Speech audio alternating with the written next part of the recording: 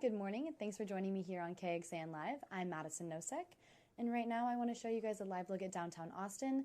Right now, not a single cloud in the sky, but it is supposed to be very, very hot today, so just be aware of that if you are going to be outside at all. Honestly, if you're just headed to work, it is supposed to be extremely warm.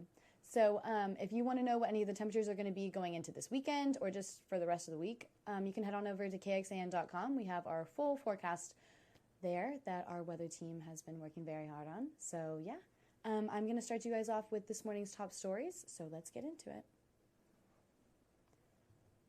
Austin City Council is meeting today for the last session of theirs before summer break.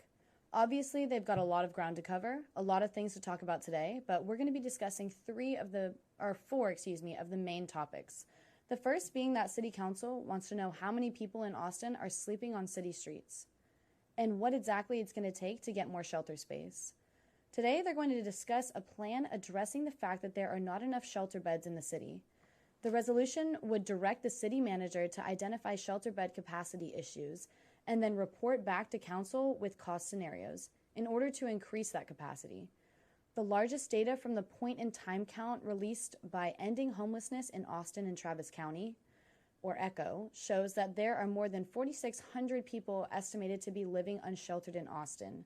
The resolution gives the city manager a deadline of July 21st to report back to City Council with the findings. The second item we're going to focus on is kind of on a similar theme. The council's discussing the reopening of the downtown Salvation Army shelter. The group that's running the arch right now will be tapped to operate that shelter as well. And this is going to cost the city more than $1 million if it all ends up working out. Additionally, in the meeting today, a potential change that could help drive down the cost of rent in Austin. The council is going to talk about the land development code today, addressing rules on the height of buildings in the city. City Council member Chito Vela wants to loosen up the rule to allow for buildings to be taller near single-family homes. Right now, it's a sliding scale from a 2-story building up to 540 feet tall. Vela says Austin has some of the strictest measures compared to other major cities. And lastly, on City Council, members are going to talk about ways to better protect your pets when you're away. It'll consider adding fire safety standards for facilities that house or hold animals on a 24-hour basis. Today's resolution vote comes 2 years after the deadly fire at the Ponderosa Pet Resort in Georgetown. 75 dogs died in the overnight fire. Investigators later said that the facility didn't have staff on site at the time. This year, the state passed a bill requiring pet facilities to tell pet owners if their dog or cat will be left unattended or left in a building that does not have a fire sprinkler. The law goes into effect September 1st. And the City Council meeting that's going to be going over all these topics is starting this morning at 10.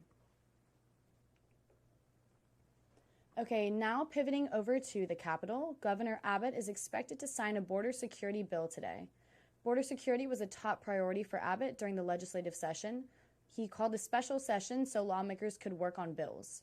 We reached out to his office to find out specifically which bill is going to be signed today, but we haven't heard back yet, and this is going to be happening this afternoon at the Capitol at 1. Now we're going to turn to news making national headlines.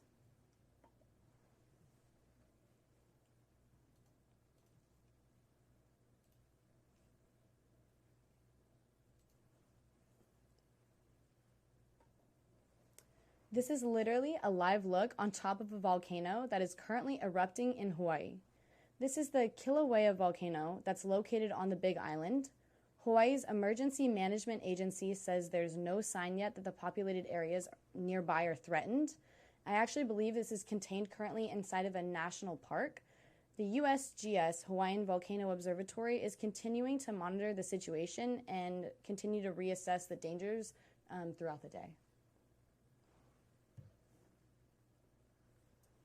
President Biden has directed his administration to send all federal firefighting assets to Canada. According to the White House, the U.S. has dispatched over 600 firefighters and support staff, along with additional firefighting resources in response to the wildfires. As of last night, fires have burned 600 times more land than average after a record hot May. Nearly 150 forest fires are burning in Quebec, and more than 100 of them are out of control. One small town of 7,500 people was forced to evacuate, It took some people 8 hours to leave because the highway was so congested on the way out. But all of this smoke is impacting the air quality across parts of 18 states, all the way from New Hampshire to South Carolina. This is what it looked like yesterday in New York City. You can see here, people are just under a blanket of smoke and literally an orange sky. The air quality there is currently the worst in the world because of the Canadian wildfires. New York's governor is calling it a health and environmental crisis as she urges residents to take this seriously. We've been told people with respiratory problems are feeling it the most because of the particles in the smoke. Doctors say that the particles are so small that they can go deep into the lung tissue and even into the bloodstream, and that can increase health problems. Well, thank you again for joining me. I'm Madison Nosek here in the KXAN Live studio, and we will see you next time.